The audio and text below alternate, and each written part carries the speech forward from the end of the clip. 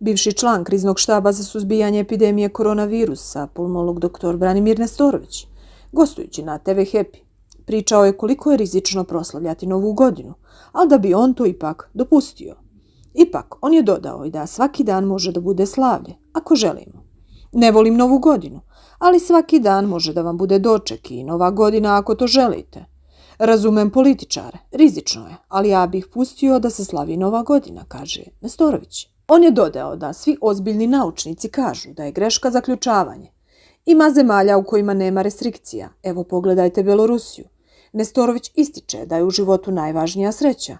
Skloni smo da prizivamo nesreću. Ja verujem u tu energiju. Šta ako će većina ljudi preživeti, ako ćeš biti polunormalan? Svaki čovjek može biti srećan ukoliko to želi, rekao je doktor. Dodao je da doktori ne treba da se ponašaju kao političari i policajci. Lekari imaju kompleks da sve znaju. Oni treba da daju savete, a ne treba da se ponašaju kao političari i policajci, istakao je.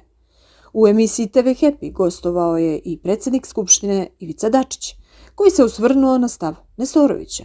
Ljudi vole da čuju Nestorovića jer on deluje lekovito. Ja nisam doktor, ali on je nama svima pomogao, rekao je Dačić. Na ove reči se nadovezao Nestorović. Ja jesam lekovit, ali ne mogu da se uzimam 3 puta dnevno, našalio se poznati pulmolog.